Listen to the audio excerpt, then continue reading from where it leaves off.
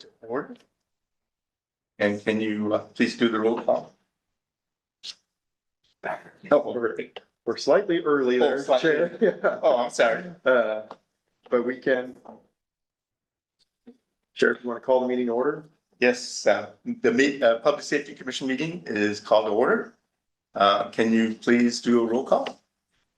Yes, Chair. Call the meeting to order at 6 p.m. Commissioner Evans. Present. Chair Dotts. Present. Vice Chair Rajaram. Present. And Chair Toner. Present. We do have a quorum. All commissioners are present. First item on the agenda is approval of minutes. Has everyone had a chance to read the minutes from our last meeting? I think we're all in attendance as well. Are there any discussions about the minutes? If not, do I hear a motion to accept the minutes? Yes, motion to accept the minutes. Is there a second? Second. Do a vote. Yeah. For the record, that is Commissioner Evans motioning to accept the minutes as written. And Vice Chair Rajaram seconding with a roll call vote. Commissioner Evans. Yes. Commissioner Dotts. Yes. Vice Chair Rajaram. Yes. And Chair Toner. Okay.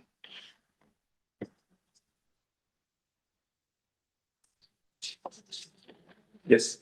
Now, Chair. I guess the next item on the agenda is oral communications. Are there any oral communications that are necessary? Yeah, Chair, this portion of the meeting is reserved for persons wishing to address the commission on any matter within the jurisdiction of the commission and not on the agenda. Speakers are limited to 3 minutes. In most cases, state law will prohibit the commission from making any decisions with respect to a matter not on the agenda. Chair, there are no members of the public in attendance. Great. Then let's move on to written communications. Item 2, old business. Sorry, excuse me, Chair. Yes, there were no written communications received by the deadline. Okay. So let's move to old business. Item 2, public safety forum. Chair, that will be me. Just reiterating the status of the Public Safety Forum. It is May 2024. Our Public Safety Forum is scheduled for October 17th, 2024. We are still working on some of the finer details of presenting a refined Public Safety Forum. As I've mentioned to you in the past meeting that you guys were here, we will change the format, at least somewhat, to avoid let's say 2 hours of PowerPoint for the future. While we have tried to institute some technology-based presentations and some more interesting topics, we want to change it and provide a more intimate setting. So as we talked about, potentially a town hall style meeting or a fireside chat meeting to allow for more engagement with the community is a possibility. I think one of the items we discussed was trying to get more younger involvement, like the teen commission and things. Are we going to invite certain youth groups to perhaps participate in the in their little demo spaces? Are you referring to the public safety fair type environment? Yes. That remains to be seen what we would continue to do the fair or not. The fireside chat, it's more of a more discussion based event rather than a presentation where people can feel free to move around. It's possible. It's also possible that we include some of the youth groups, Boy Scouts of America or Scouting of America, forgive me. Well, that hasn't officially gone into effect. Okay. But it's been announced. Okay. Yeah. But maybe Scouting of America could come, or our teen commission can be more involved with developing questions or participating in a discussion with some of our public safety leaders. Well, we have the emergency exercise every year, and I've invited youth to participate as volunteers. And last year we had a conflict with getting local scouts. So what we did is I reached out to all of the Fremont Unified High schools, which have first aid clubs American Red Cross First Aid Clubs, perhaps we can reach out to them and see if there's something they could contribute. Sure. And the exercise you're referring to is the Medical Reserve Corps Mhm. exercise coming up On the 18th. on the 18th. Yeah. Excellent. So you're aware of it, right? Since you're out there. Citizen Corps, yeah.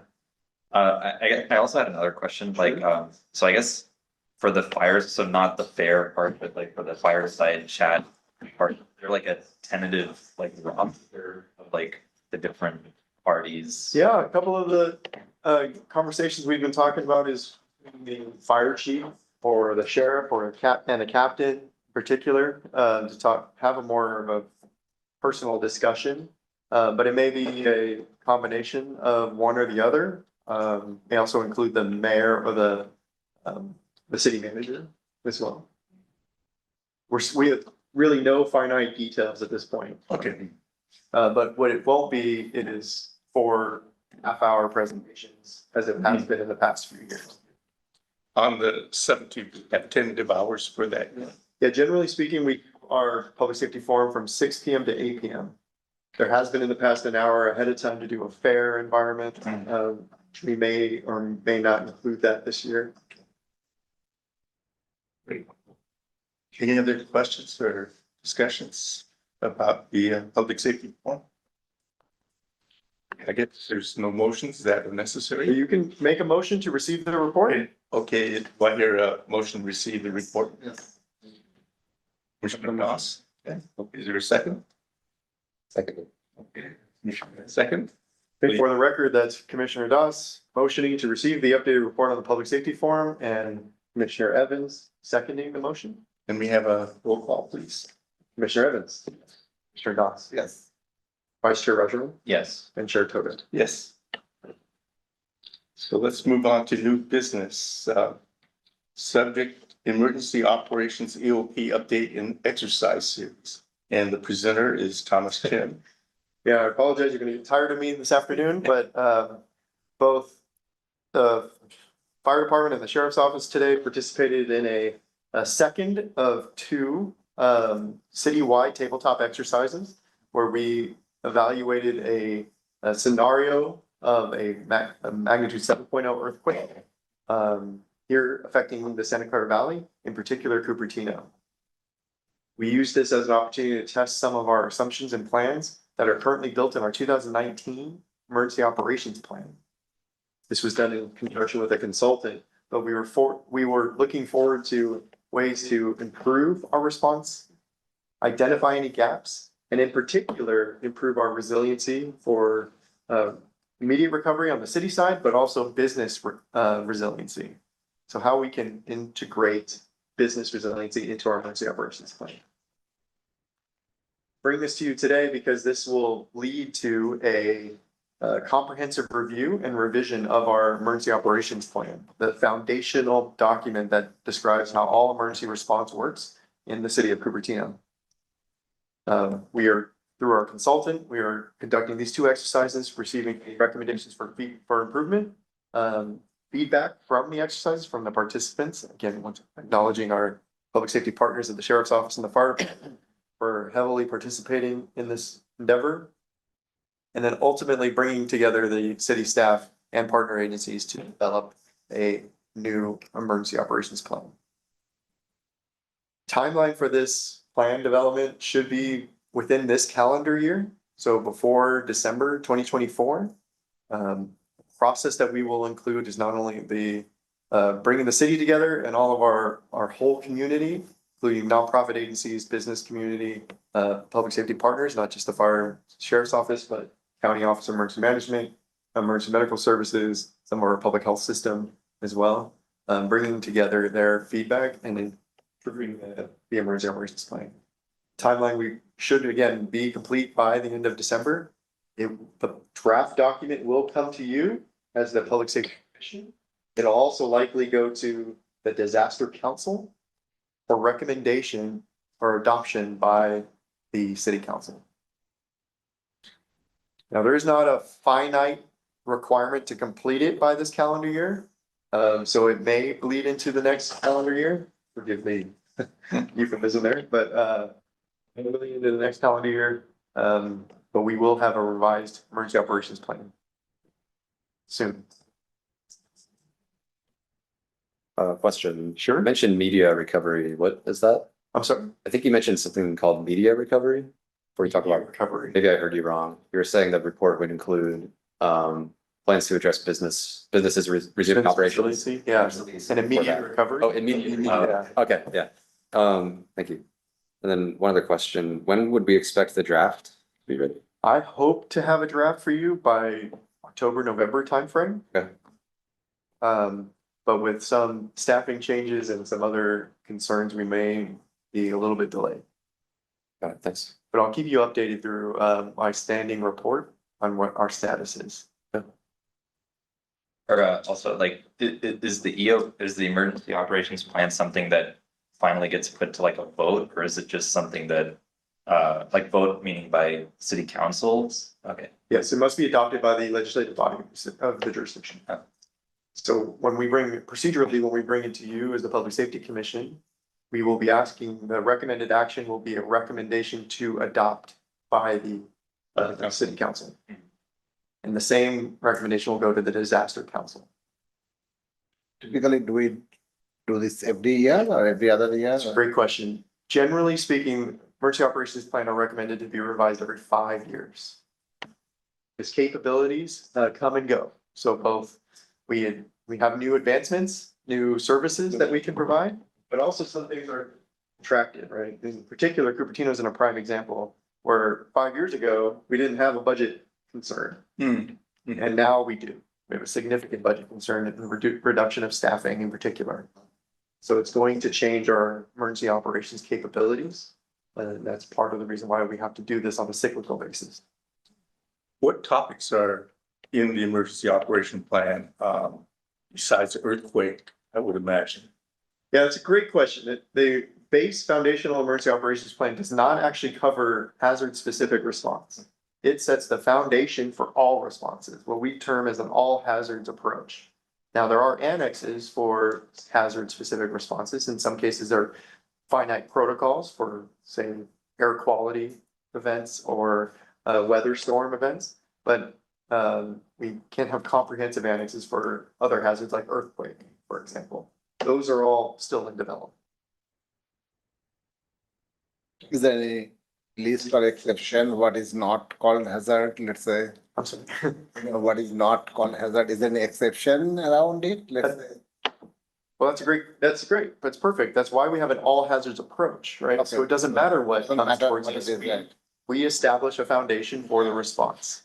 And most of that revolves around good communication with the sheriff's office and the fire department. Yeah. Bringing people into a co-location, either physically in the emergency operations center, or as we've come to know since 2020, a virtual extension of the emergency operations center. Like things like, let's say, I mean, these days, a lot of storm happening in the winter time and there is no power or, internet, which is like, you call that has also hazard, that one? Those are hazards, but as I mentioned, they can be full hazard annexes, like an earthquake would be, or protocol-based responses, where it's a finite start and end, generally speaking, with power incidents.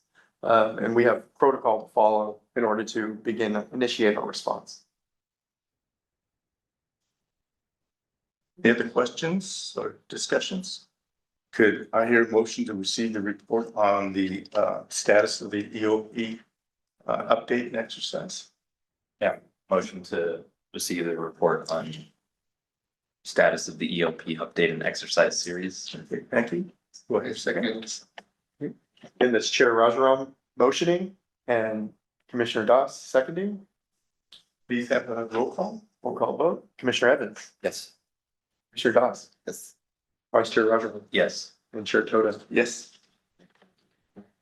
Okay, next, let's move on to staffing commission report, item 4. Report by the Santa Clara County Fire Department by Deputy Chief Estrada. Evening. Like, one place to another, so, It's new faces. I also missed the last session, which would have been my opportunity to introduce myself and meet all of you. So very pleased to meet you. Very happy to help out and try to give you an understanding. But the great news is, yeah, I've seen some of these reports. So there'll be a chance for me to attempt to provide a little bit of insight into what they do represent. And if you have any questions, happy to help you or give you information on how we operate. So with that, the March 2024 report for you'll see on a lot of these, the listing of significant events. So in the event that there's a fire or something in a building, what I'll try to do is I'll try to take a look at the building loss values in order to give you an idea of the types of incidents that are happening and the impact they're having on the residents. That we'll see in a month, and these will be lagging. You'll get to the different areas, and I'll give you a brief summary of what they show. So. Little page on the with the data. Oh. And so I have these. I have them up so I can actually see them also. So this is March. Let's go to March. Move in. So the first histogram would basically tell you exactly what we're dealing with as far as our incident count by year. So this will be by month. What the significance here essentially is that if you take a look at the 2018 numbers, with the reduction during COVID, and as we talk about getting to back to normal or new normal, you see that the incident count is right back up there. We did see an increase of right around 3% annually. This is what we were experiencing in the past, and this is what we do expect to see at the very least. There are a lot of projects that are coming through and being proposed for Cupertino, many of them housing, but we have the freeways that come through. Those usually do generate a pretty good number or a significant number of the events. So you'll see during commute hours, those numbers are increasing. And then the incident counts by month to the right show that we do have our ebbs and flows. So even though the number is going up and down, usually it'll track to the weather, the summer, the season. And there are other factors that could play in, but it usually tracks. And we're getting back to what we see as a typical number for the month of March 24. So that between right around 300 up to 400 is what we're seeing normally. On the bottom left, there's that graph represents the number of units that are going out. So the call volume, and then the orange bar would be if we have a freeway incident, for example, it might require 2, 3, or even 4 rigs, depending on how significant or serious it is. So what you'll see is that usually actually tracks to commute hours. We're seeing our highest call volumes where say a rescue response, which is what we would call essentially a vehicle accident that has more than one vehicle or potentially a person trapped. We call that a rescue response, and then there'll be confirmation or how serious it is once a unit gets on scene. And so you'll also, as things drop off right around 9 o'clock, kind of lays down and goes to bed. But we still get the normal, with the number of people that live here, it's still going to be one of those. We're always going to have calls 24/7, but this will represent kind of what you're seeing. And then incident counts by type. One of the things that a lot of people don't know is exactly how many calls we go on that are fires. Even though we call fire, most of our calls are EMS. And then, so when you see that number, you'll see that pretty close to 70% calls are actually EMS. We do have paramedics on every single rig. They provide advanced life support, which includes medications, different conditions like heart attacks or strokes or very serious conditions where time or seconds actually matter.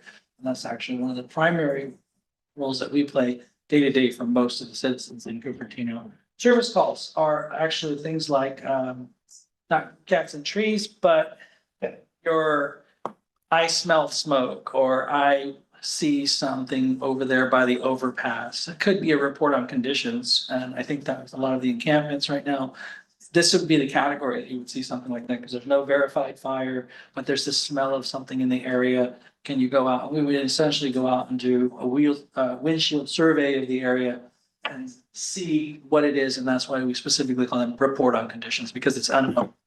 And we'll come back, and then as appropriate, based on what we find, we'll have either more units go in, or we'll provide notes to the CAD system and create a dispatch. That would be the dispatchers that we're talking to. And if I say anything and it sounds like jargon, just throw the hand up, and I just want to make sure you understand exactly what it is, because a lot of these terms are fire specific or emergency responders specific.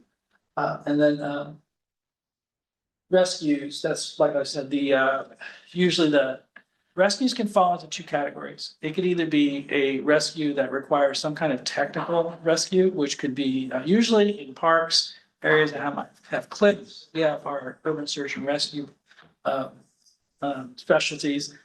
All of our trucks have rope and low and low angle and high angle rescue training. So if somebody had some kind of event, it could even be a tree trimmer that gets, elevated or has some kind of problem and they're suspended in the tree. It would be those folks, and we would consider that a rescue, as well as a vehicle with a person trapped on the road. So that's kind of a mashup of a couple of things.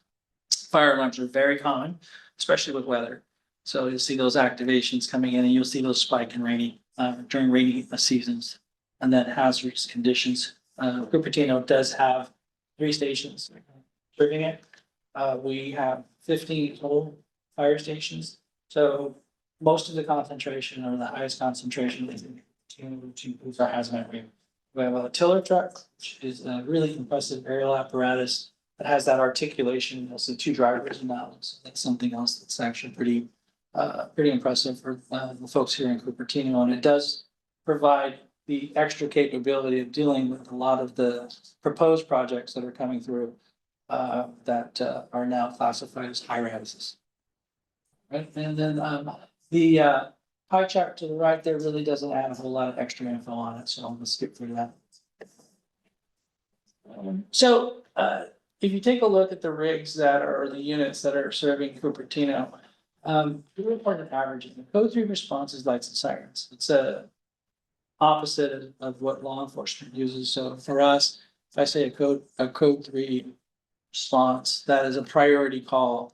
That is and what you're usually seeing on the road as they pass you. So lights and sirens. The number of responses, engine 71 is our Cupertino station. That's one of your more familiar stations. And you can see that they run the most number of calls. And then engine 77. You'll also see the truck. So truck 71, that's our tiller, or they call it a TDA, or tractor drawn aerial. That's the one. See the 2 drivers. And then as far as responses, you'll see a few other units that are listed. Those are likely the neighboring districts. So a lot of times a response requires multiple units coming in. So for example, a response thread for a fire is going to include 3 engines, a truck, and a battalion chief. You have at least 4 or 5, depending on what is being reported. So you'll have a lot more units coming in. Not unlike law enforcement, it really matches the level of hazard or danger a fire or another incident might present. And then dollar loss. So over 2 incidents. As I was looking this one up, I thought it was kind of interesting because there was actually an encampment fire that was classified to actually have a majority of the value here. So as far as the details, it was estimated, see these numbers, they're estimated by the company officers. And there was also a building fire, which was to a lesser extent the amount that you see. So that's a combined number. The narratives essentially will tell me what it is that was there. But I can tell you that the majority of that was essentially just an encampment fire, so it would be the personal possessions of those folks that were in, that were estimated. And then the building fire was essentially something to the exterior of the building that caught onto the side. The I think that one was actually the one that was connected to a barbecue that caught sighting. And then attendees for our programs for our community education reduction. One of the things that I think is actually a real is a real strength for county fire is our community education and risk reduction group. Essentially, that's fall protection or EDIF. Our CPR is going through that group, our CERT training. All the programs you see, and currently we have our wild and urban interface workshops for anybody that lives in the WUI. So if you live in the interface, then you know the dangers that exist there and the amount of anxiety and stress that a lot of those folks. So pretty much anything that you might get to help people understand how to best negotiate the different situations or conditions they may have. What we're hoping to do is track our incident data and be much more on point and deliver programs that actually are relevant, and then also target those folks who really care or in a position to help the residents here. So for example, if we have a program that's targeting older residents, then we would want to make sure that we're actually going after their children, who might live if we were nearby, and be the ones that act on behalf of their parents. So just to try to catch as many people, give them relevant information to basically provide that detail that they need or the information they need in order to be able to help out. And then the number of attendees. One of the things that you'll see here is that we have a number of festivals, some classes that are scheduled. We do both online and in-person classes now. And we're partnering up and taking down some of the barriers that we used to be very siloed when we delivered programs. So we would deliver them straight to Cupertino, and it would be Saratoga and Los Altos Hills. So now we pull them together and give people opportunities to split, catch some of it online, come back for skills or do something else. And so we're trying to be a little bit more creative in order to meet the community where they are in the best way, and also helps gain that coordination between, say, CERT members who are sharing a border. So you might see each other out on the field. Are any of you part of CERT or any of the? Total. Or just cares. Cares. Yeah. Oh, cares. Okay, great.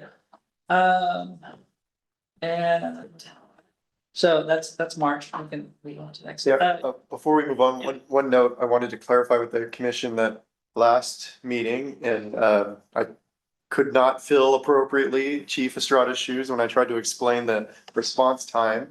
The response time here is from dispatch to on scene, correct, Chief? So I think I had mentioned to you, I thought it was from call. So the response time continuum is one that you're gonna see a lot of different numbers. That's why the distinction and figuring out exactly what it is that you're seeing. So the travel time, and so there's from the time of call, and National Fire Protection Agency or NFPA standards will include everything. Then a lot of different organizations might report it a little bit different, but the continuum is time of call, time of dispatch. That's when the unit is notified. There's a turnout time, which means it takes a few minutes or a minute, about 90 seconds usually, for a firefighter to don their equipment, get ready to go, because they have to be ready to seatbelt in when they start driving. So the days of kind of getting dressed while you were out, like when I was young, that doesn't exist anymore. So we have to be ready to go, and when the brake hits, you got to be able to work. And then your on-scene time, so that's the time you're actually driving. So you leave the station and you go pull the brake and you hit your on-scene time. And then there could be another time that it is not as, it's not typically reported, but it is one that does exist, and that is 2 patient time. That's more of an EMS standard. And then essentially you have your basically your close time, and you can actually have a time where you are back in service, but not back in your first sleep. So it would be the time that the call comes in, to the time that they go back in service is usually the response time continuum. Here you'll see mainly the dispatcher travel and travel time, what we're seeing. So the 4-minute, 5-minute averages.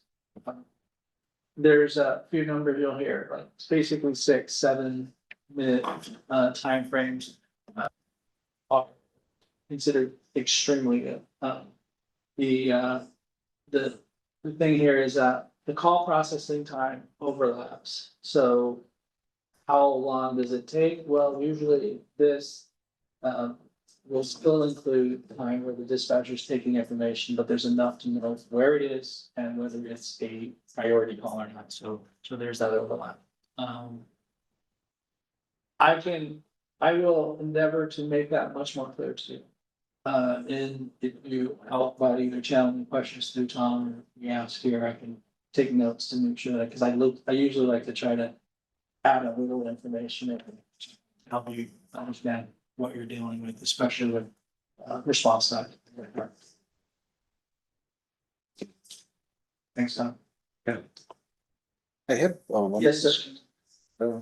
The day, the time of the day, that chart. Yeah. Yeah, the orange and blue, there's always a gap. And is that gap because some of the calls gets weed out because they don't need any response because of that, or it is the ability to serve? So it's actually because it's the number of calls you get and the number of units en route. So I had one event and I had 3 units going. One of those represents 3. One of them represents 1 instance or 1 event. Because there's only one, so sometimes the number, so it's basically the number of units, and it shows you more. I won't call it momentum, but the number of units. So the number of units that it requires in order to handle something, it tells you more about the type of calls that are coming. So if you see a rescue, you'll have 2 engines, maybe a truck and a battalion chief. So you'll get a count of 4. A fire that is considered to be a residential, or let's call it a smaller fire, first alarm would be 5 units, 6 potentially. A working fire at the Quinlan Center, fire coming out of the windows and a little coming through the roof is gonna get about 12 to 15 units. That's where you'll see the turn. So what's that showing you is a little bit more about the type of weapons. So that aligns with the number of freeways that you have. Where you see like 22 at 2200 or at 11 o'clock or 10 o'clock, 11 o'clock. You're still seeing, you'll see that, you see how it's starting to lengthen the difference. So you're probably you're not getting that many more calls. So if you look at 9, 10, 11, the baseline number that's in blue is about the same. But the number of total units en route is increasing. So that's telling you the call type disposition is changing. And it's requiring more units to actually respond to this. I actually like to see some of the detail on that, so I'll see what I'll work with Tom a little bit, because we've been talking about trying to make this much more dynamic. Are there more units on duty during the day? Could that explain why more units show up? No, these are actually just so the actual committed, so some of the vocabulary here, if a unit is dispatched, it's considered committed. Mhm. And so the commit time will be, what you'll see is a useful number might be the drawdown number, which tells you how many of the total units are actually in service and how many are actually occupied or committed. So that will, what we do is we have a map of this area.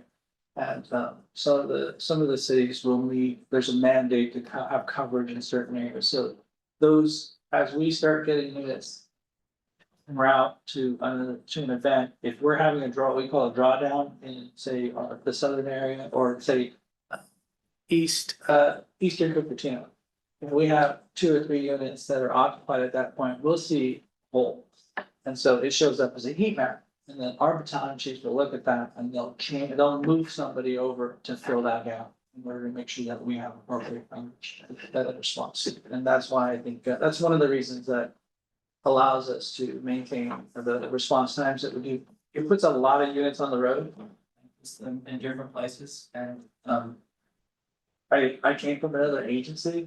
I spent my first 24 years and we didn't move as many rigs there as they do. So this is a very responsive and reactive, and we react to the level of units in service to make sure that the entire district is covered. Pretty quickly, actually, it happens right away. And that, Is that heat map something that could be included in this report? It'd be really interesting to see, because there's a lot of vehicles. I'd probably have Where- to, I'd have to ask for a different instance of it. Okay. That could be. Maybe not that exact heat map, but like where the calls are coming Yeah, from. I mean, I could probably show it to you. I know that Tom's definitely I can work it. And then this guy right here Oh, yeah. tells you where they are. Sorry. I always forget about this now. Yeah. Cause So Stevens Creek is kind of a hot spot. now I'm gonna tell you what kind of calls you're having. And so once again, if you see basically Stevens Creek right there, 71, that's our Cupertino station. It has for a very long time been the busiest station in our fire department. Campbell Station just overtook them recently. But I rode with them the other day and we popped about 5 calls in about 3 hours. So this station is, I think they right now might actually be the busiest station for this last month in the month of February. So it's actually up there in call volume. And then 77 and 72 are also the Cupertino stations. So if I may add some commentary, that some of the description that Chief was explaining about identifying holes or gaps when there's otherwise committed units. You can see that by some of the responses outside of the Cupertino jurisdiction. Right, because the district will go beyond our borders and will move units almost automatically with dispatch to what's called move ups, or help assign units to a space where there is a physical gap in a available units. Or I had another question, like, so, like you mentioned how like, when it comes to like the total counts, like there's usually like some normal like ebbs and flows and like, there's been some kind of like pre-pandemic restoration in the totals. But I'm curious whether like, you guys have observed like any like trends in like although the totals might be the same, like are there any situations that are kind of like, yeah, Call disposition evolving or changing. okay, yeah, Yeah, I think that it's a great question. And it's one of the things that we're actually very interested in, and that's actually one of the things that actually drives our programs for community education. We do actually see that sometimes when more education goes out, there seems to be a reduction or a dip. For example, fall protection for the elderly. That type of information can have an effect. We have a new BI tool that is allowing us to do a lot more analysis, and that's actually one of the things that once again Tom and I are working on to try to figure out how to get the data to be a little bit more real time and a little bit more. So I would say the big answer to your question is not as much as we'd like. But we do see some things, and I wouldn't say I don't know that it would be, there's any real correlation to what we're seeing in some of the spikes, but, as we, have, I would say in like 5-year swings, for sure, we see differences. And then now with, EV systems, both in homes and also on the roads, we're seeing different types of things with that. We saw a lot of injuries when the scooters came out. It just, things little like that are super easy to see in trends as they come out. So. Have you had any incidents with EV batteries on fire? Yeah, so I'm the fire prevention chief. I happen to be the fire marshal. And so we do get those. One of the things one of the bigger ones was, in Palo Alto. And we actually have a task force for investigation. So when that one occurred, then was a thermal runaway situation that occurred. Pallets of batteries that were delivered, they were sitting in the back lot of Tesla, main or dealership. So, the thinking for those really is one, it's basically, give it space and or copious amounts of water and humidity in the area, right? So it's a deny access and surrounding ground. But we're seeing those. One of the things that we're dealing with also is all of the ESS or emergency storage systems that people are putting into their homes. So those battery walls, the photovoltaics, a lot of those systems that have started to show up and are much more common are also things that we're dealing with, especially for response. So yeah, we see them and they not as many as we would have expected, and then we're very happy to see that. But when they do happen, there's not a whole lot you can do to stop them. So it's once again a deny access and just give it space. Do you are any special equipment for those incidents? For those, it's more training. It's a different approach. And we tried sand and other stuff in the past, but it was logistically it was an infeasible approach. But really what it is really in the prevention. So there are the destructive failure tests that they have to go through with UL or with Apple here. They're very impressive in what they achieve and what they propose. But a lot of what they did was very, very new and cutting edge, which is really cool to see, but also makes it really difficult to make sure that we're working within standards and it's not to call them out, because what they're doing is innovating and awesome. It's what pushes the industry and the rest of the world. So as we see these new things, Cupertino is actually one of the stages where the new ideas are starting to actually see them first. So that's one of the really interesting things about being out here and doing the job that we do. So I'd say the biggest issues are as we start seeing the autonomous vehicles or the ones that are like, is it Waymo? It's one of them. And some of the others, as they start coming in, I know they're pretty good in areas like San Francisco. I think that they started to resolve some of the concerns that public safety's had. So as we start seeing some of those out here, then it'll introduce a new way of dealing with things. And I think that for us, first responder overrides are something that we try to make sure that we have in place. So I have one question about the fire safety point of view. Like, I know that the multifamily houses and the apartments and the business, right? They have regular check on the fire alarm, carbon monoxide, and that is part of the code. Otherwise, the business license doesn't get renewed, right? But for the residential unit, I mean, do we have anything or do we? For single family residents, Yeah, single family or even, requiring alarm systems. alarm system and the check of the health of the system. Because So it would actually have to be introduced in ordinance for Cupertino. It's a supplemental, and it could be what we call a reach code. So a reach code is an accessory code that achieves a value or a value to the environment, either to the residents or the environment.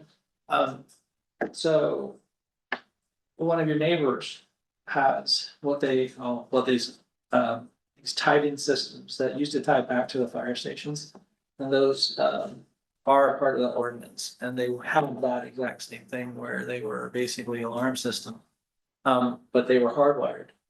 So it's really quite old technology. They've had that ordinance for a very long time. They're actually banning it now, but it's probably in lieu of the new technology that's available. That's really easy that goes straight to dispatch. That's super reliable. So it's being replaced. But for Cupertino, it would have to go through ordinance. We go through our code cycle. We just finished one in 21, I think it was the last. So we'll be doing it again next year. Well, I think we'll be prepping for the next one. is there anything going for the residential? anything, are we thinking for the residential a mandate, the check and stuff? That would have to be brought by Cupertino. If that would be one that would be very difficult to. Very difficult to. So because of, like, say, residential sprinklers now in every home, that. I'm personally worried because, sometime, I see that in multifamily or anything, they're strictly enforced, but I live next to that, right? I don't know that if I'm doing it right or not. Sometime, if, there are many, residential units, and if everyone doing it right or not, right? Yeah, so not for single family or one or two family residential, but for multifamily. In those cases, you definitely do have a need from a public safety standpoint that people can. But we can do at least the education part of it, right? We can do like more, There, getting people more. and absolutely. Yeah. That one probably can. We may actually have something on that. I know that, in addition to systems or engineered mitigations, you have, those things that you do at home, like your EDIF or your, emergency drills at home. So if you're to escape your home, or get out safely and have a plan for your family. So we do have those types of things that work in conjunction with a system. I can double check to see what else we have.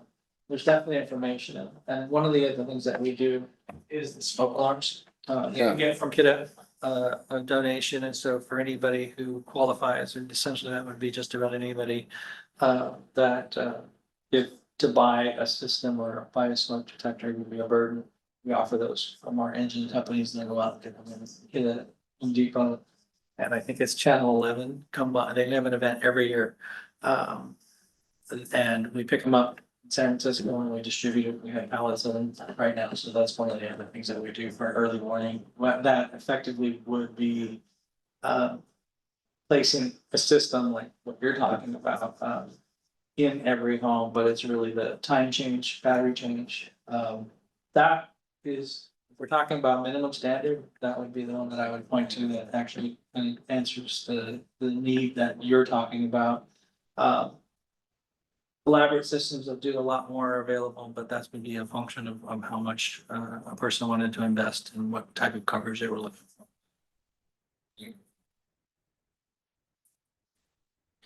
Thank you. Anything else?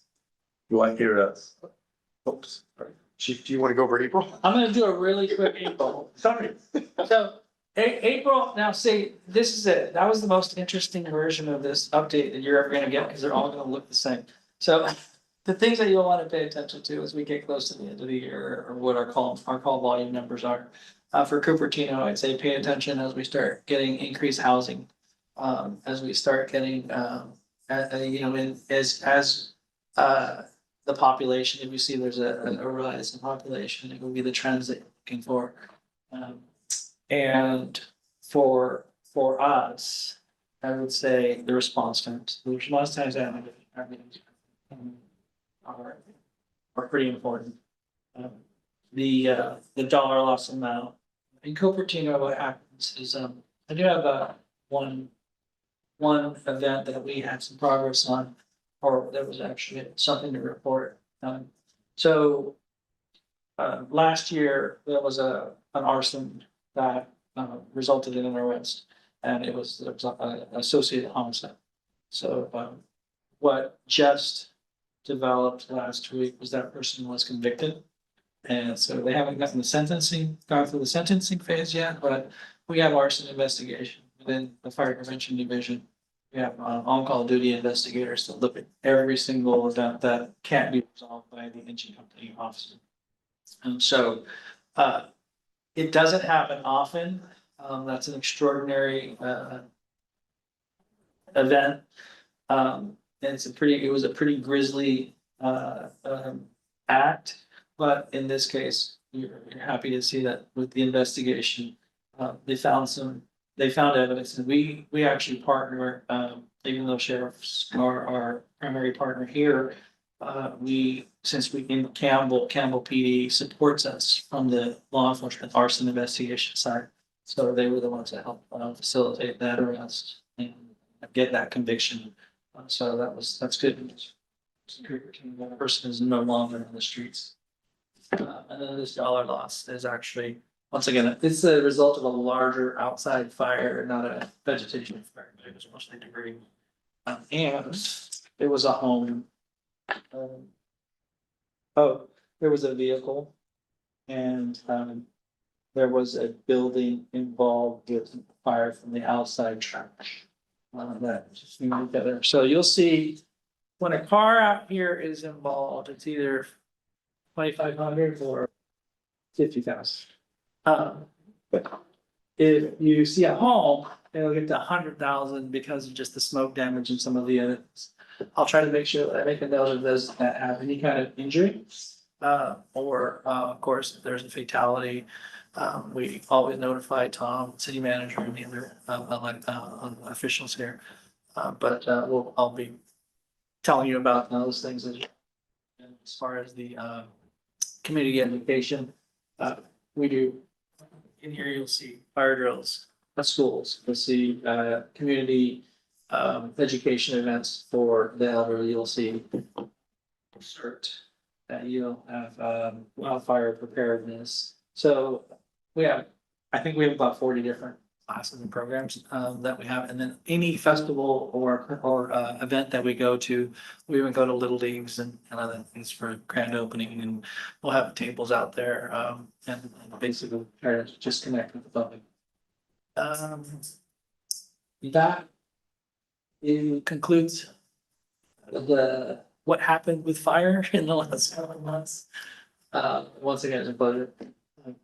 Chair.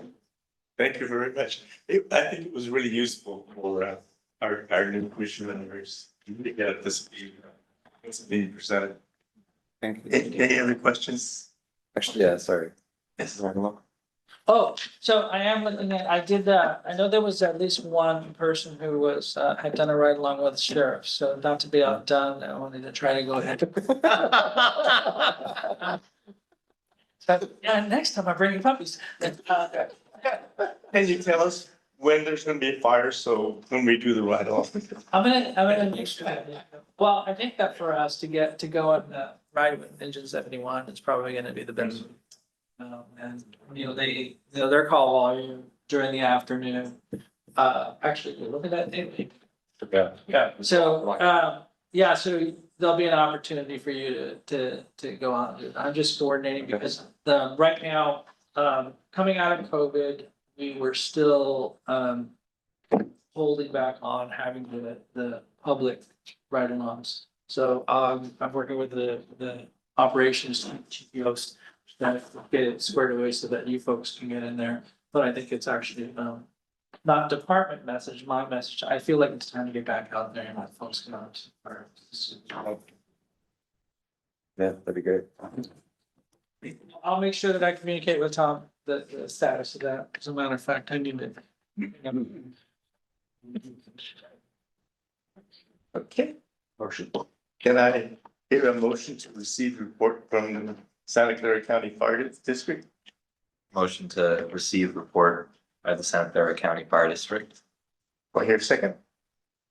Okay, roll call please. Sure. Again, for the record, that's Vice Chair Rajaram motioning to receive the report from the Santa Clara County Fire Department, and Commissioner Das seconding the roll call vote. Commissioner Evans, Yes. Commissioner Das, Yes. Vice Chair Rajaram, Yes. and Chair Tillman. Yes. Thank you. Item 5, a report by the Santa Clara County Sheriff's Department. Presenter Captain Neil Valenzuela. Hi, good evening, everyone. First of all, pleasure meeting all you, the new commissioners, and good to see you back, Chair Toto with Commissioner. Sorry I couldn't be here in the last one. I know you probably met Lieutenant Jason Brown, so if you have any questions about anything that I talk about, I'd probably try to do a little bit more in detail just for the first one so that you can understand what we're talking about here with our gauge. So the first thing we're going to talk about is times, and you can see here, we're going to talk about the, is this an old one or did we get, this is the most current one, right? This is the most, This is from March, okay, March, okay. or covered fully in March. All right, so as you can see from the top here, we had two priority one calls, and we had 476 priority 2 calls. and 294 priority 3 calls. What does that mean? Priority 1 calls for us, for the sheriff's office, are situations that require our immediate response. That is, that there's a missing person, life endangerment, a residential burglary with a person inside the house. We'll bump it up to a priority 1. That means we use licensed siren. We need to respond. We need to get there ASAP. Our target response time is 5 minutes. A lot of this stuff, what it gauges for us is more of a staffing level. Do I have appropriate enough of staffing out here to be able to respond to emergencies in an appropriate amount of time? And so this kind of gives us a indication if we meet our response times and don't meet our response times. As you can see, the target response times for priority 2 calls, those are residential alarms. And general suspicious persons, suspicious vehicles, those are priority 2 calls. So that gives us a time of about 9 minutes to get there from the time of dispatch. Our dispatch, as our partner here, we went through a whole new dispatch center, new dispatch program. And so the way that it works now is as soon as the call is taken, the dispatcher will get as much information as they possibly can with the first couple seconds and start and dispatch us immediately. So a lot of times we're responding to things, we don't have all the information. We might get an update or two before we actually get to the scene from our partners up in County Communications. And we had 476 calls. Obviously, our average time was about 6 minutes, 13 seconds, which was really good. And the same thing for priority 3 calls. Priority 3 calls are more standard calls for service. They're like a parking complaint, vehicle parked in a handicap stall, those kind of things where it gives us enough time, about 20 minutes to get there to be able to deal with the situation. So those are priority 3 calls. And our response time average is about 20 minutes. As you can see, we're doing pretty good with our target response times. I know maybe you can look a couple months here where you can see January and February where we kind of didn't meet so much on the target response times. And we tried to explain to everybody here that when those things come up, a lot of times we have a call for service that comes up and if we don't necessarily know that it's a priority 1, but they're treating it as a priority 1. For example, we talked about in January that one of the calls was a missing 17-year-old who had been missing for about 3 days. Okay, that's probably for a police officer at the street would be like, okay, it's a runaway kid, but they're going to the call. And at some point in time, the call taker will say, well, the person takes antidepressants, and all of a sudden it bumps it up to a priority 1 call without us really knowing. So we miss it sometimes by a few minutes, or there's other times where our deputies are tied up on other calls and they'll hear the call come out. They'll respond as normal, but not treat it as a priority 1. So that's usually the one we miss our target response times. It's one of those kind of calls, and we can usually explain those away. But just want to give you a glimpse of our response time and our target times. So we'll move down here. So where we're at with crimes here. As you can see, we have February, March, and April. January, February, March with robberies. We're at 5 robberies in March. And just so if anybody doesn't know what a robbery is the taking of somebody else's property with force or fear. Okay, so if I come up to you and I try to take your phone and you go, hey, that's my phone, and I start wrestling you for your phone, that becomes a robbery. Okay. A lot of these instances that we have up here are not necessarily bank robbers. They're people that are either going into Target or some other commercial place, and they're using force or fear to commit the theft. And therefore it's bumped up into a robbery case. And while I just focus in on robbery for just a minute, we did have an actual bank robbery, and that within the same day, I think our deputies located the vehicle on the east side of San Jose and were able to pull over the vehicle, the person, and arrest him for the robbery. I do want to talk about one case. I did send you some pictures. Sorry, I thought we were going to be in this where I can share my stuff. Can you pull up your email real quick? This didn't happen here in Cupertino, but I just wanted to highlight just a quick glimpse of the awesome work that our deputies do every single day. This was a stolen vehicle that was pulled over. It was in the San Jose area on Saratoga, working its way back to Stevens Creek. The deputy saw it, stolen vehicle. He waited for additional units to respond, make sure he was safe. He made a vehicle enforcement stop. The person pulled over immediately, cooperated with the whole stop. As soon as he got out of the vehicle, and handcuffs went on, the deputy noticed the person was wearing a bulletproof vest. That kind of alerted them pretty severely to something might be wrong here. Inside the vehicle, the stolen vehicle was stolen from Santa Cruz. We located a semi-automatic ghost gun, 3-round magazines, some pistols with high capacity, magazines, gloves, latex gloves, sunglasses, hat. And so I'll just show some of the pictures here that our deputies took on the scene there. That's one of them here. Again, this was in the San Jose portion between Saratoga and Cupertino. And the deputy had actually located the vehicle and as a stolen vehicle, so he followed him and waited till he got sufficient units to make the car stop. So there's that picture here. Let me see, there's another one here. There's another one there. That's the bulletproof vest that the person was wearing. Luckily for everybody that this didn't really go sideways for us, Again, I felt a good heads up move by the deputy to wait for sufficient staff behind him. So maybe it looked like he was, outgunned and, in this whole situation, but, thanks, Tom, appreciate that. So interesting, the guy didn't want to talk to us at all about anything. We were able to go get him fingerprinted. He came back as a person from Canada. We contacted the Royal Mounted Canadian Police. He had several warrants out from Canada for bank robbery. So the guy was a bank robber. He's done time for bank robbery in Canada. And he had, I think, 1 or 2 warrants with extradition from Canada for bank robbery. So who knows what he was doing here?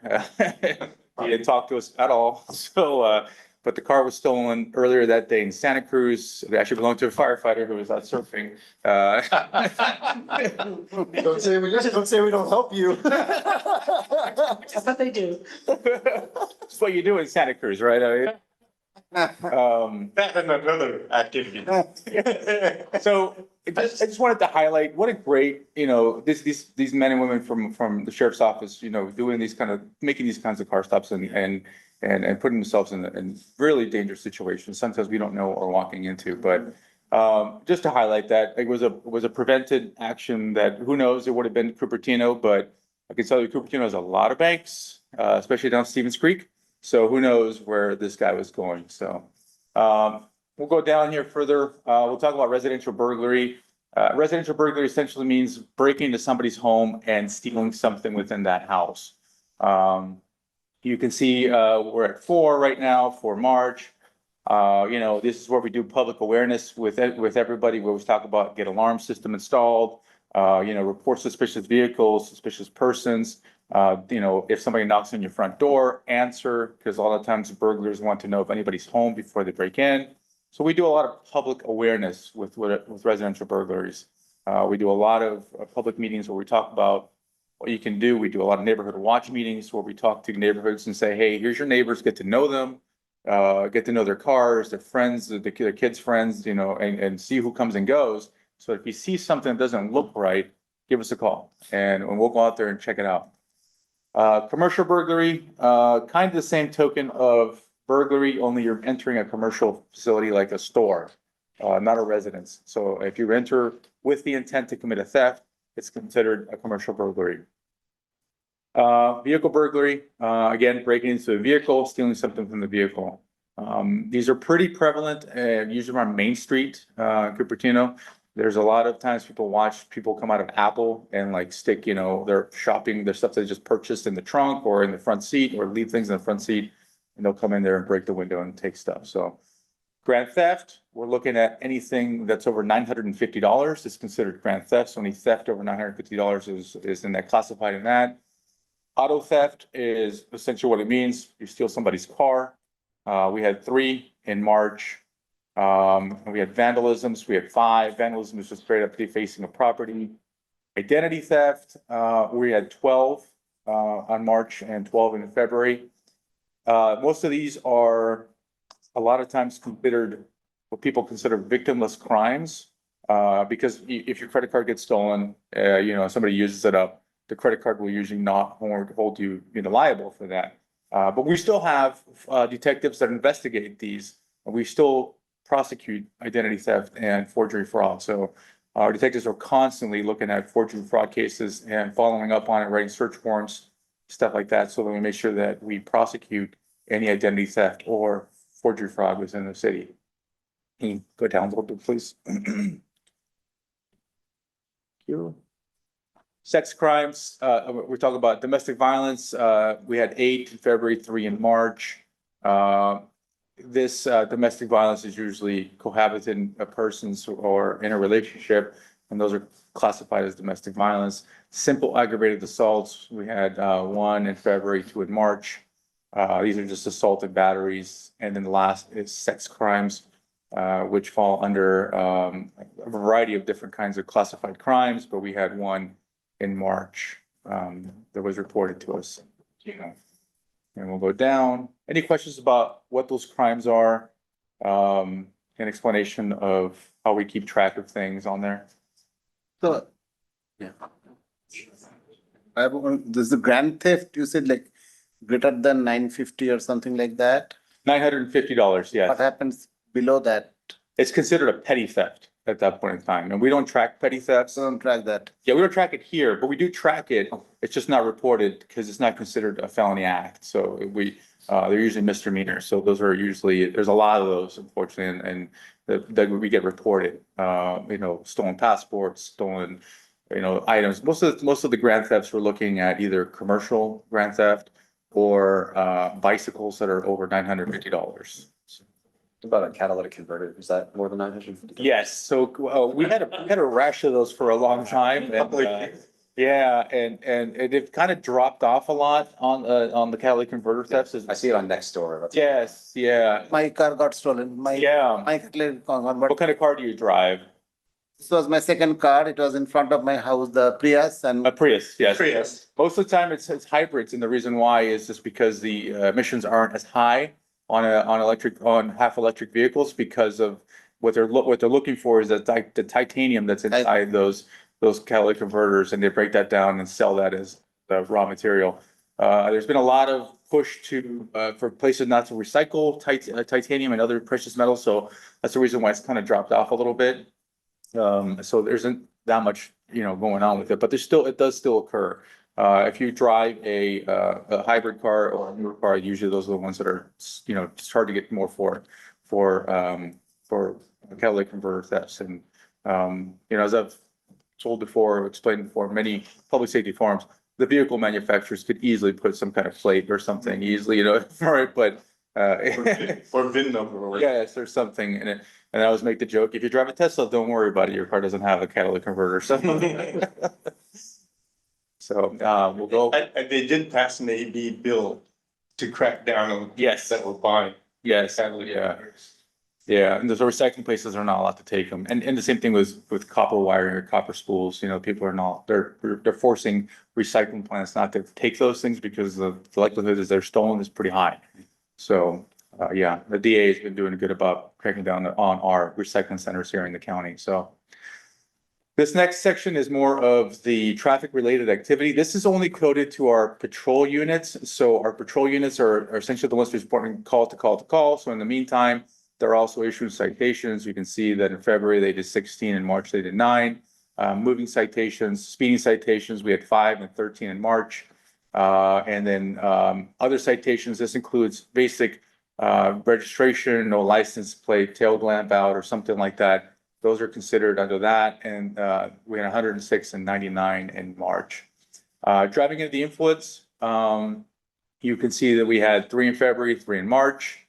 You guys have probably been made aware of the incident that occurred last Saturday over here on Foothill and Stevens Creek, where a vehicle ran off the road and hit a lot of children. A group of 4 children. Unfortunately, one of the children passed away. The other one is still pretty seriously injured. The driver was arrested for the suspicion of driving under the influence. The way that works is we have to wait for a toxicology report to come back from the blood. Once the blood comes back from the evidence room, or we call it our lab, that charge of DUI may be amended now to either vehicular manslaughter or murder, depending upon what the level of intoxication was and what and if this person had priors or anything else that may go into. So it can be charges either way at this time. So Accidents, you can see that our patrol units handled 8, in February, 2 in March, with injury, and then property accidents, 15 and, 12 and 15, and then DUI accidents, 2 in March. This is specifically to our patrol units. So this is separated from our traffic units, which is the next, level of, data here. These are traffic units. They're dedicated for traffic enforcement. They're on the motorcycles. We have them on the motorcycles and we have one in a patrol vehicle. And they're out there, and their sole purpose is to, respond to accidents and handle traffic citations and traffic and try to curb behavior so that we can prevent accidents. As you can see, their numbers are a little bit higher because that is their thing that they're supposed to do. I could tell you that we have been doing a lot of, if you can see, February, March, we had 163, 192. We have been doing some serious targeted enforcement on pedestrian crosswalk enforcement.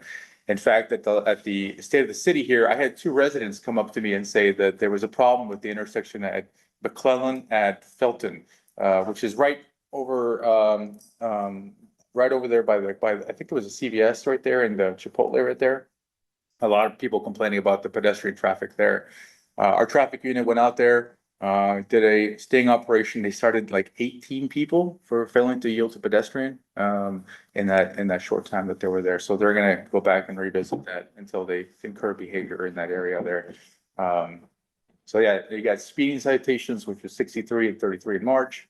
Other citations, 61, 151 for others. DUI, 0.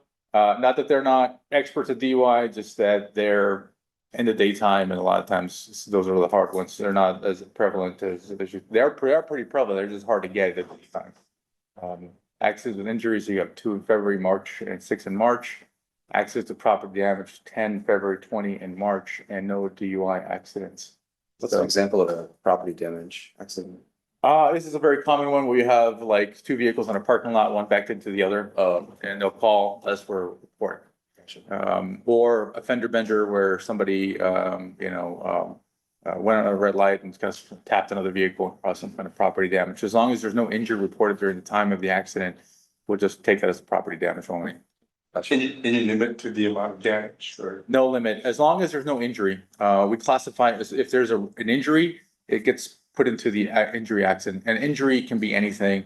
If a person's transported, even if the results that there's no injury, we'll still take it as an injury or accident, just for precautionary, because we're not gonna follow up. These are more civil matters, unfortunately, unless of course it involves criminal act like a DUI or, or driving recklessly. But for the most part, we're just documented more for a civil matter because the person's gonna go to court, and a civil matter, not necessarily a criminal thing, so.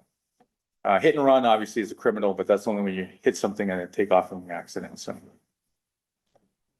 This is all combined, so you can see the numbers are pretty high when you combine them all together from the traffic and our regular patrol units. And yeah, so accidents, when it comes to accidents, you can see like where we took them all. We can see that we've taken 10 in February with injury, 8 in March with injuries, property damage, and it kind of breaks them down of the accidents that we've handled over the last 2 months or so.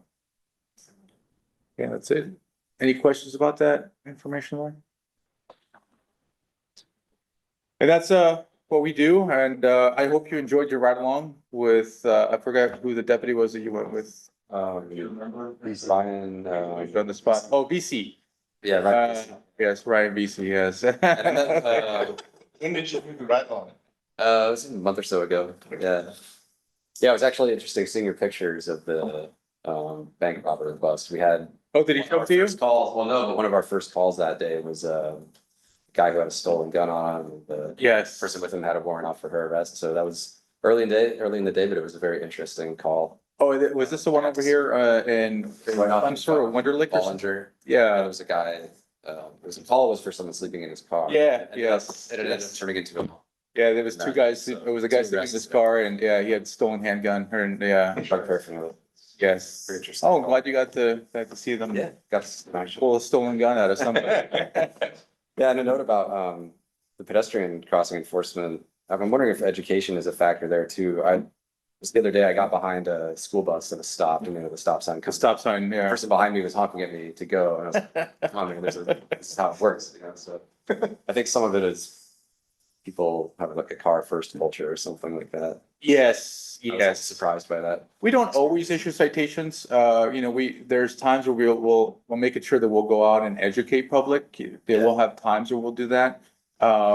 With, like, for example, cell phones, we have little 3x5 cards that we made up that kind of explain the law. That you have to have hands-free device. You can't be fiddling with your phone while you're driving. So, there are times where deputies will specifically go out and issue, warnings and provide, or provide some information.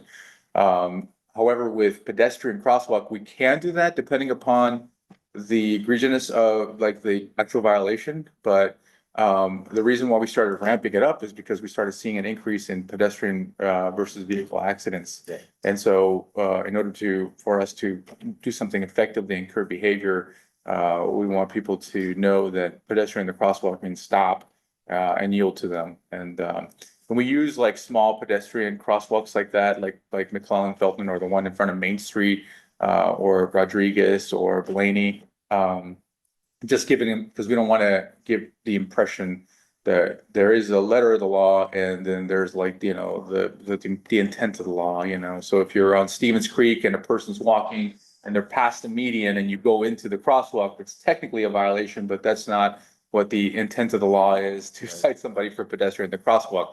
Person's obviously going away from you and past the median, but technically you're supposed to stay out of the intersection when a pedestrian's in the crosswalk. But and we can do that kind of education as when we do pull people over for that. So yeah. Any other questions you guys have for me at all? Yes. Yeah, so like, I had a question regarding like license plate recognition. Like I read something recently, like I think the governor's office like authorized something in Oakland, like a Yes. bunch of. And San Jose too, I think too. Oh, okay, yeah, so I'm just wondering like whether the sheriff's office like has an opinion or like even a desire for that kind of capability at times, like. So we currently have license plate readers in Saratoga and Los Altos Hills, and we are in the process of installing license plate readers in the city of Cupertino. Those kind of license plate readers you're referring to are for infraction enforcement. So those are, for example, the same kind of license plate readers, like if you jump on 101 and you go into the bar number 1 lane and you're in the fast track lane, your license plate's constantly taking a picture. Now, if you don't have a fast track, you're gonna get a ticket in the mail that says you violated the fast track, right? Those license plate readers that they just authorized are for infraction based only. That means speeding, red lights, and those are different. Right, and carpool violation. Those are different than the ones that we are installing here in the city. Those are called automated license plate readers that report either stolen vehicles, wanted vehicles, vehicles of missing persons, or vehicles that are sought after by other police agencies for whatever reason. So, whether it's a criminal investigation, they're wanted for whatever, a bank robbery, residential burglary, something like that. But those are different than the ones we have. Those have no capability of providing you with a ticket in the mail that's going to be delivered to you for running a red light or something like that. But yes, you're absolutely right. There are certain cities that are authorized for the infraction cameras. Yeah. At the mayor's meeting, there were some of the other commission members from other commissions that were hearing about the license plate readers and assuming certain things about it, like they could use it to that the sheriffs can look at it right away and tell what crimes are being committed or things like that. And so I reported back to Manager Chin that, these kinds of misperceptions are going around. So perhaps we might need to clarify. Yeah. Because a year ago, you explained very thoroughly what you can and can't do with that. Correct. Yeah, it's a very closed off system. It feeds off of certain other databases. that are law enforcement database. For example, there's a database called SVS, which stands for Stolen Vehicle System. And there's another database called MUPS, which is the Missing Identified Persons Database. And so when a person goes missing, we'll enter the license plate into MUPS. If that license plate is spotted by a police officer and ran, it'll come back as a hit as a missing person. And the same thing with SVS, it'll come in as a stolen vehicle or stolen license plate. And it'll fit into the system. And so what it does is it takes a picture of a license plate and matches it to these databases. And if there's a match, it'll let us know, hey, there's a match wherever Deanza at, McClellan, there's a match of a vehicle there. We'll have to still get a response to the vehicle, look at the vehicle, conduct a check on the license plate to make sure that it's still in the system as a wanted vehicle or missing vehicle or whatever it is before initiating any vehicle enforcement stop on that car. So there have been times where we pull over people because they had a stolen license plate in the back, and it's just because they didn't realize that their license plate was stolen and somebody put a stolen vehicle's license plate in the back of it. Borrowed there. Yes, or their license plate. So people check your front license plate because that's the one that usually gets stolen. A lot of people don't check their front license plate. And they'll put that in the back because it usually takes, once a vehicle is reported stolen, it's immediately entered into the system, but sometimes there's a delay in reporting the stolen license plate because a lot of people don't catch it right away that their license plate has been stolen or swapped out for the stolen car's license plate. So, yes. Good questions. Yeah, because none of these, none of our fellow commissioners have the advantage of listening to your explanation last time. Who can have access to it? And we had some commission members that were afraid of having their privacy. Right.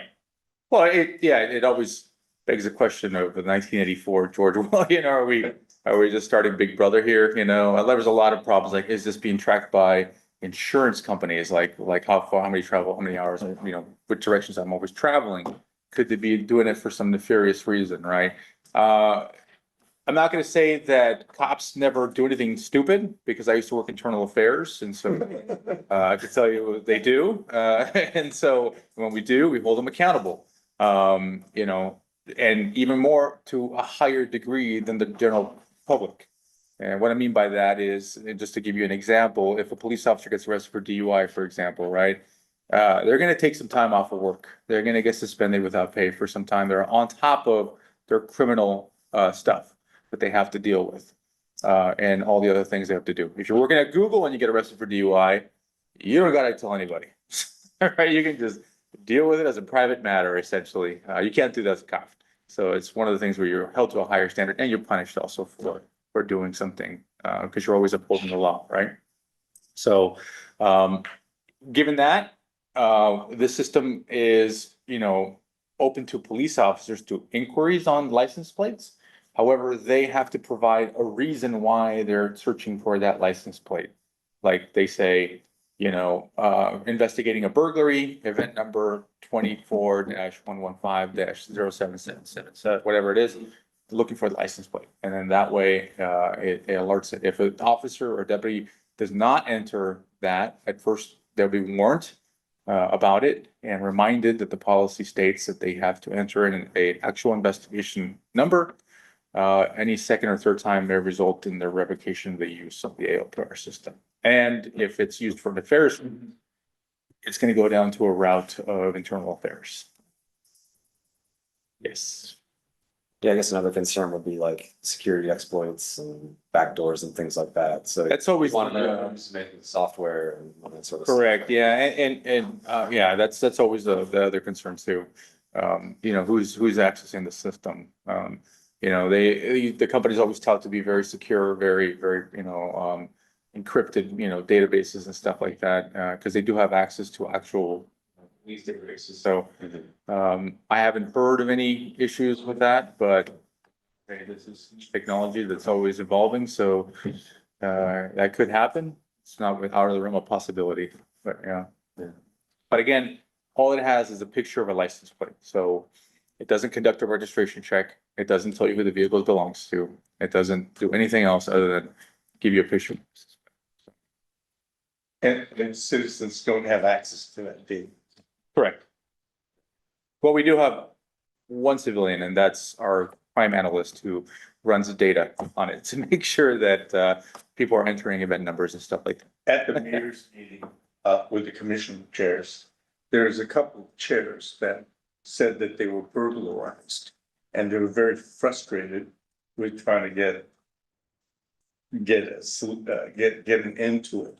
And talked about license plate readers and showed that they weren't aware of how the whole thing works, so. They have been successful in identifying suspects in different jurisdictions when it comes to burglaries.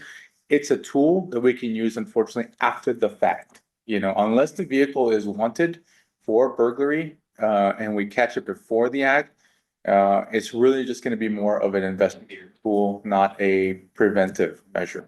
In this case, I don't think they even knew what the license plate of people that did the burglaries. Right. How could you look it up to see if? So what we do, yeah, exactly. So let's just say a residential burglary occurred on Clemsford or Wonder Lake or some area, and we have a time frame. We have, okay, I left at 5 and I returned at 7. What we can do is our detectives can look at the license plate readers during that time in that area and then take those, 25, 30 license plates, conduct registration checks on them to see if there's any unusual vehicles that are not from the area, or if there's a vehicle with a stolen license plate, and we kind of got that kind of a lead now on it. So we're gonna start comparing that license plate to other areas to see if there's another burglary that occurred in that area.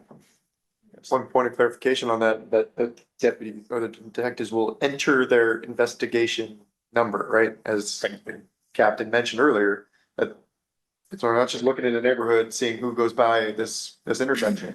It'll be in conjunction with an official investigation. So I want to emphasize that.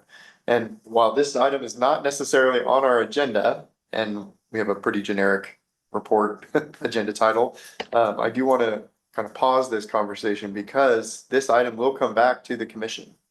And, stealing my thunder here a little bit, yeah. Sorry? I just want to. We are working towards, both the captain and myself are working towards policies that will govern a lot of this in written form. So some of your questions will likely be answered by those policy documents becoming available. Before they're similar to the emergency operations plan, before they're adopted by council, they will come to this commission. And I am prioritizing July's commission meeting for that presentation. Okay. So it'll be a little bit of overview of what the ALPR system does and what it, more importantly, in some cases, what it doesn't do. But also a review of policy, review potentially of an MOU that we'll have to enter into for the use of the system, for your recommendation to council. Any other questions for Captain Valenzuela? Do I hear a motion to accept the report from the Santa Clara County Sheriff's Office? Yeah, it is the motion to There's a second? accept the report. Second, please. Second. So for the record, that's Commissioner Doss motioning to receive the report from the Santa Clara County Sheriff's Office and Vice Chair Rajaram seconding with a roll call vote. Commissioner Evans. Commissioner Doss. Yes. Vice Chair Rajaram. Yeah. And Chair Toto. Yes. Thank you, Captain. Welcome. Next is the report by the City of Cupertino Office of Emergency Management, presenter Thomas Chin. Yeah, I told you you're gonna be tired of me by the end of the night, but I'll keep this relatively short.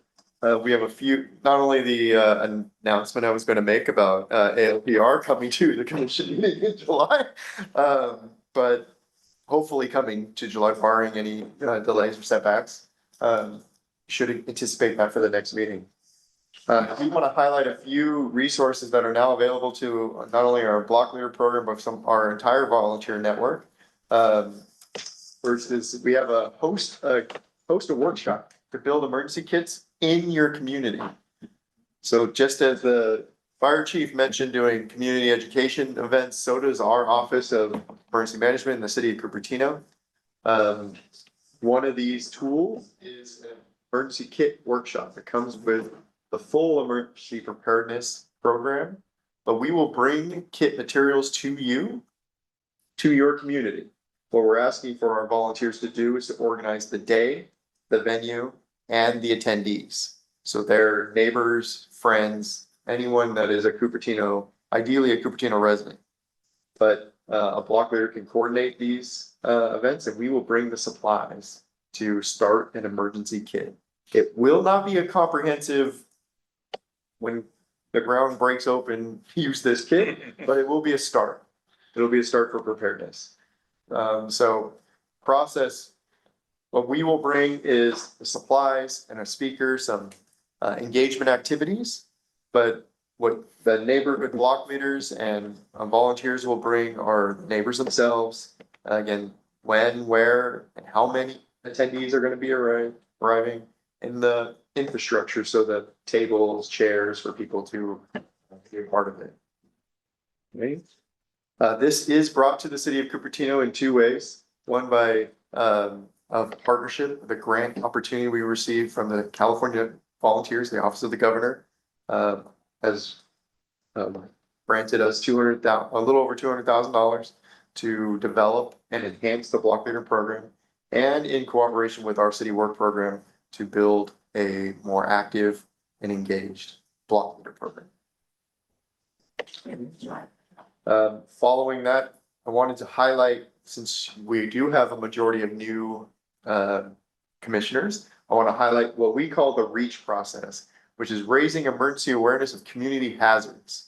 So whenever there's an event in the city, typically, and as indicated by this infographic here, typically a weather-based event. I think Commissioner Dawson mentioned weather-related issues in the past.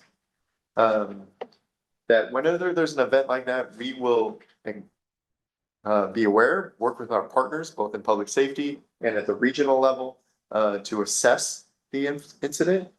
We will work, synthesize the information and provide a outreach to our community volunteers, our citizen corps, amateur radio, CERT, medical reserve corps, block leaders, and neighborhood watch.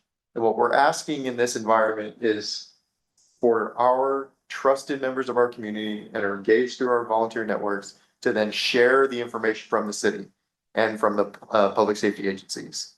Now, again, it traditionally has been weather-based events, but it can be everything from a catastrophic earthquake to any other hazard in the area. We will work through our volunteer network as a primary method of distributing this information. Of course, this will be supplemented by alerts or updates on our website or pushes through Gov delivery networks, but it's through that community connection, our volunteers that are active with the city, active with their neighbors, that builds trust and understanding in our community about a hazard. Okay. Yes, sir. Is that like an acronym?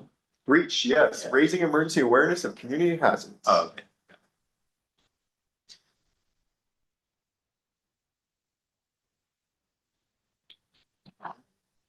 Now, normally in these commission meetings, when is an REACH activation, meaning that there was an incident that rose to the level of needing to push out information to our volunteers, we will provide you a summary report on.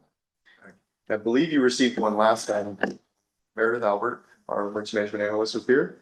And she goes over a summary of those, the feedback that we've gotten. And in many cases, we have a couple hundred volunteers that are active that receive these messages, and they self-report how many people they reach out to share the information. And in many cases, we get over thousands of connections. It's not a scientific method of evaluation, but it is it's a method that we're using at this point to estimate the number of people reached by. Forgive the repetitive terms. Okay. Any questions in addition to my presentation earlier about the emergency operations plan and exercise series? And of course, the ALPR Yeah. program. So like, Yes, sir. this is also like, I guess supplemented by like that cool dashboard that you. So I guess. Like. That's managed by. Like OEM, is that correct? Or like. When you say that, what are you referring to? Like that dashboard that has like the power outages, it has the. I think, I don't remember every single thing that it had, but like, I guess. It had the weather, it had earthquake. Yeah, exactly. So like, I guess which entity like manages that? Or Is it keeps the up IT to date? department? That's a great question. So, I will bring it up here in just a second.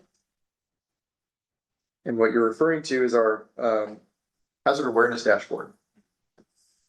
That's this dashboard here. This dashboard was put together in partnership with, between the Office of Emergency Management, my team, and our incredible IT department, in particular, the GIS team, Geospatial Information Systems team.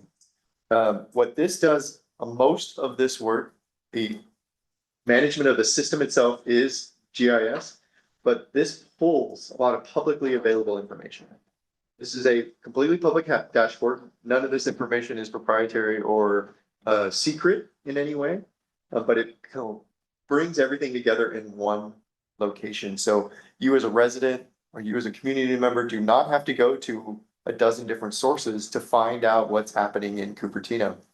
The general dashboard here provides feeds from evacuations, partnership with our county fire department, for our zones in Cupertino. Any evacuations that are needed will be issued here.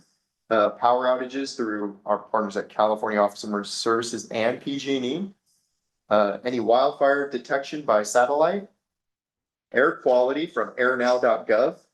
And then finally, from our National Weather Service, any hazards issued in our area, everything from red flag warnings to high wind advisories or watches, things like that that will be published. Across the top, we have a number of tabs, and much of this is pulled once again from publicly available information. Most of our maps are also dynamic, so they can take in the gauges will change based upon what viewport you're at. And then if you click on some of our features here, we can add in different layers of information, including the evacuation zones. And on top left here, the estimated evacuation order population. So the number of people that we expect to be in that area will be populated there. As well as if you click on these options, picking zones, and you'll be able to see what the status and what the zones status means. You also can add in the power outage in case that impacts lights, traffic lights, or areas for evacuation. Across the top further is our wildfire monitor. This provides a satellite view of any detected wildfires in our area. This is pulled directly from the sources here, and it's updated every few seconds. On the next tab is a wildfire camera. This is a partnership with Alert California. And this provides live video footage publicly, once again, publicly available that monitor region-wide camera angles.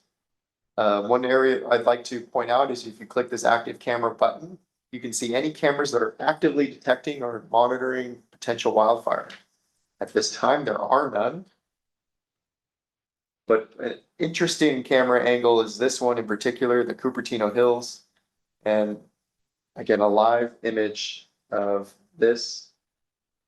This is Cupertino right now, 1937 hours.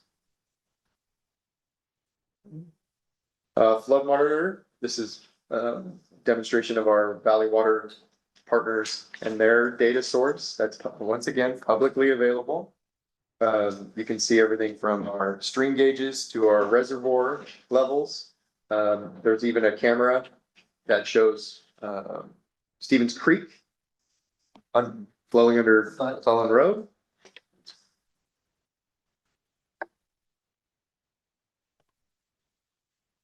That's our flood monitor. And then one of the interesting ones here that you may not be as aware of is our earthquake tab here. Puts into perspective the number of earthquakes that really do occur on a regular basis, even though you don't feel them. So this is over the last few days. The number of earthquakes that have been registered are likely very low. But on the right-hand side is a shake intensity, the modified Mercalli scale, as defined by the USGS and USGS, is perceived shaking. And as a member of CARES and our Citizen Corps, we do report in from our volunteer network. Whenever there's an earthquake, when you feel shaking, you report in the level of shaking you perceive in your area by this scale. Generally speaking, most people don't feel anything under a 5, level 5. So this is our dashboard, and really the power of this dashboard is less about the specific data points, but the collection of data all in one spot. So you as a resident, you as a community member do not have to go to a dozen locations to find out what's going on in Cupertino. We've pulled it together for you.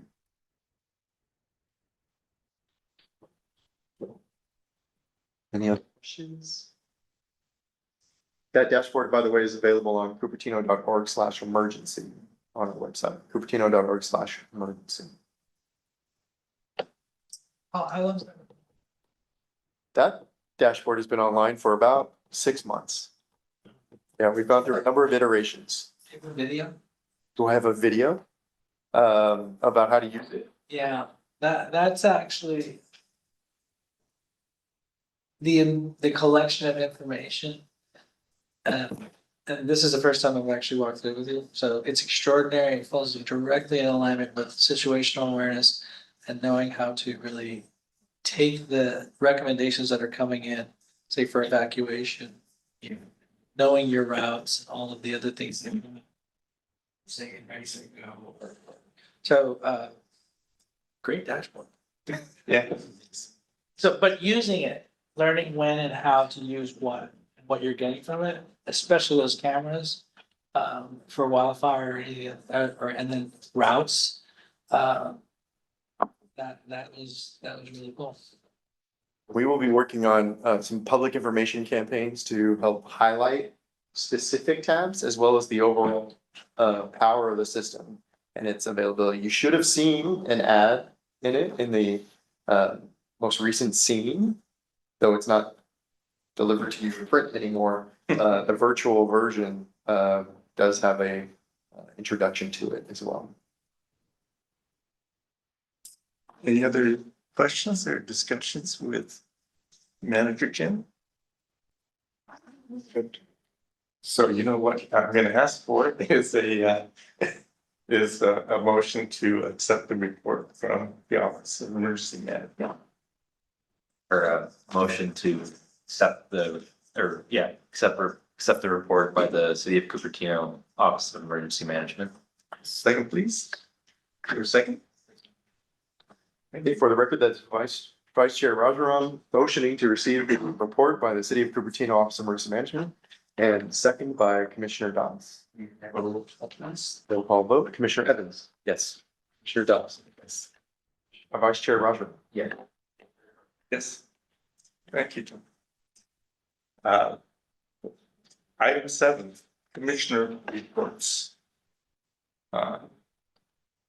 Does any Commissioner Evans, do you have anything to read? No. You've already discussed your ride along, so I guess. Yeah, hopefully, and I don't know if I made clear my recommendation, but I thought it was extremely educational. All the officers I met were super happy to talk about what they were doing and answer all my questions, so I was really appreciative of that. I definitely recommend you guys to, if you're at all interested. That's And I awesome. really look forward to a fight. So how can I- too, if that's awesome. How can I get this? How can I? Yeah. Get right along. It's a great question. As we talked about your first meeting, you can reach out to me and I will connect you with the sheriff's office. It is generally a Awesome. Look pretty for- quick turnaround, although some lead time is Okay. appreciated. I will. Okay, thank you. Thank you. Block out the whole day. 'Cause Yeah. It's a full shift. Commissioner Doss, do you have anything to report? No, nothing in particular, no. Vice Chair Roger, do you have anything to report? Yeah, I guess like a anecdotal data that I received from some of my neighbors, like, so they have like a kind of like a motion camera, setup. And I think it was like a week and a half ago or 2 weeks ago that, they got like a notification saying that they detected some motion or they reviewed the video. And basically what it was like around like 2 a.m. or 3 a.m. And this isn't on a main street. It's like an enclave. But around 2 or 3 a.m., like a couple like folks wearing like masks and hoods basically were probing seemingly like some of the cars like parked on the driveway and parked on the street. Like they didn't take anything or break anything, but they were kind of just like when I saw the video, like they were basically just looking inside the windows of the cars and just walking around. And then but unfortunately the video like ended prematurely because I think it was just recording for that brief interval. But based on where they came from, it looked as if they were basically scanning the entire block, basically. But nobody said that they lost anything or anything like that. So just kind of like an interesting anecdote. By Bay, normally when we have situations like that, we will have like an entire block where stuff is stolen from vehicles and they're looking for unlocked vehicles. They're checking door handles, looking at stuff inside the vehicle and checking for unlocked vehicles. So they can just get some stuff and they will hit a whole bunch of cars. Anytime we arrest them, they're mostly kids or young teenagers. But if you ever see anything like that ever, please give us a call because that even the act of checking a door handle, looking in a car is a crime. That's a prowling. Obviously being on property with intent to commit a crime, and we could still arrest them for that or detain them and investigate if they have other stolen property on them.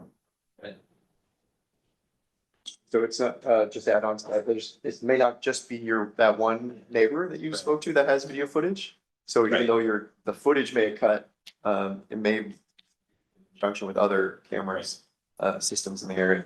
And the sheriff's office does have a system that you can register your camera for, but if there's a crime committed, forgive me for expanding upon this, Cap, but the deputies will do an investigation and look to see if there's other cameras in the area.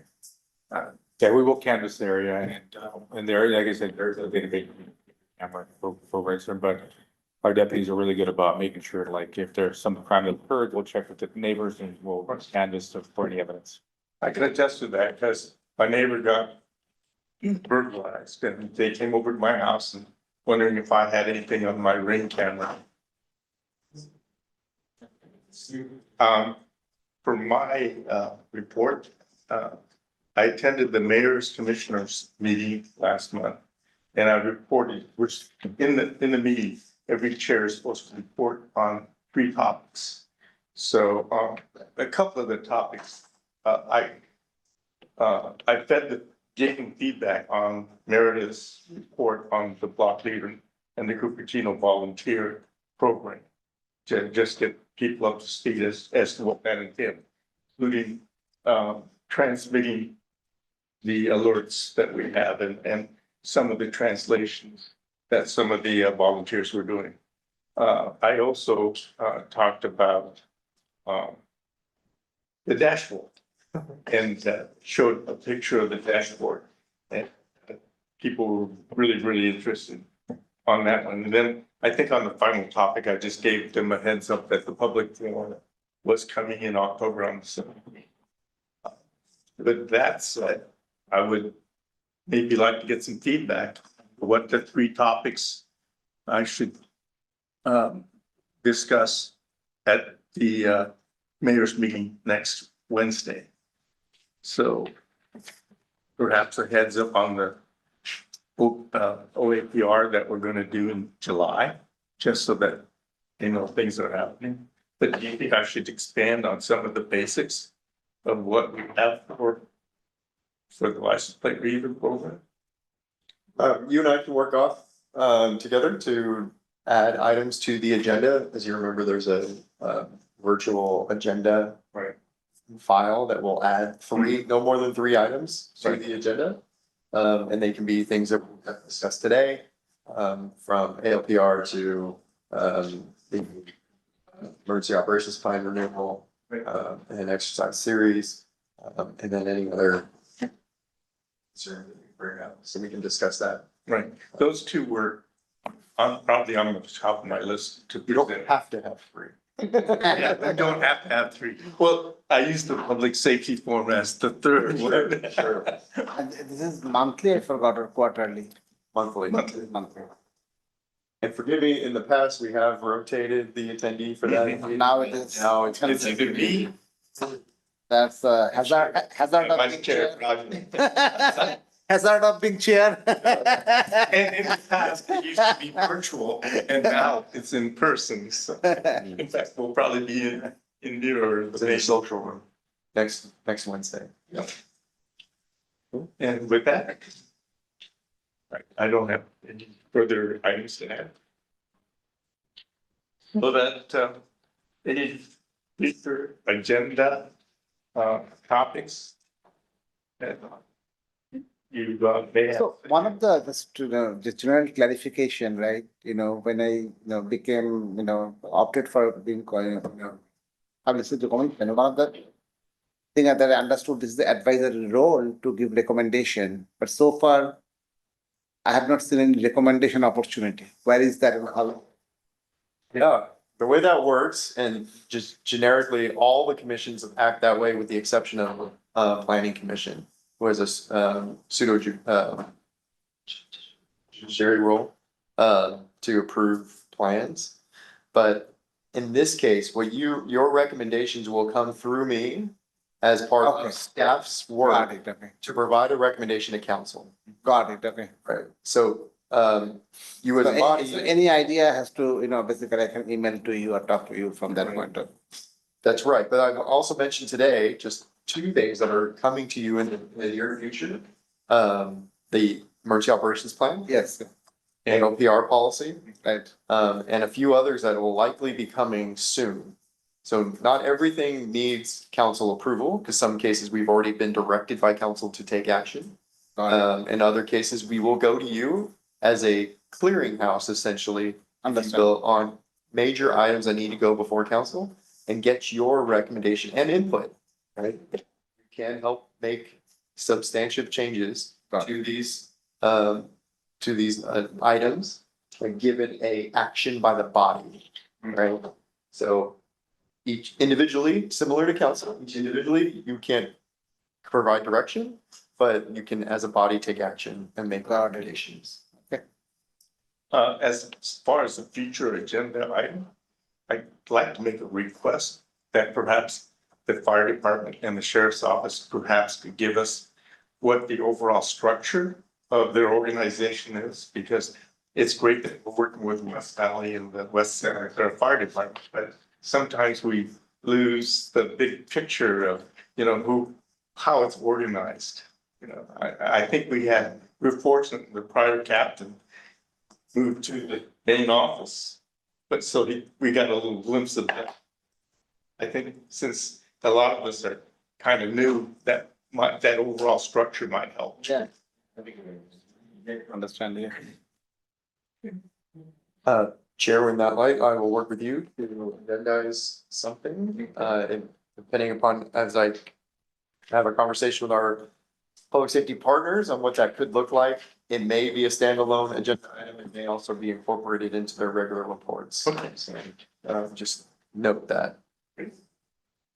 I had a quick, another administrative question, so does the mayor's office also receive regular briefings from fire and sheriff, or is it the commission, or the chair's duty to propagate that in the mayor's meetings?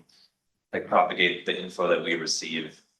Is it the commission chair's part of their role to propagate that info to the mayor? It's a great question. I wanna note that the city operates on a city manager council form of government. So the city manager is our executive officer and really directs city operations at the guidance and direction of the council as a body. So there really isn't a mayor's office to speak of. It's the city manager and then the council as a body. Right. We do communicate all reports that are received by this commission, are emailed and sent out to the council. They're also mostly published on the website as well. And both captain and chief have mentioned about how we're working on data enhancements. So to take these more static reports on a monthly level and make it more dynamic. So we're working on ways to do that. So it'll be more readily available and still have interval reporting, but more readily available and accessible. Anything else? I guess we can adjourn the meeting. I don't think we need a motion. We do not need a motion to adjourn. Then then the meeting is adjourned. Thank you for your participation. So much. For the record, meeting adjourned at 7:54 p.m.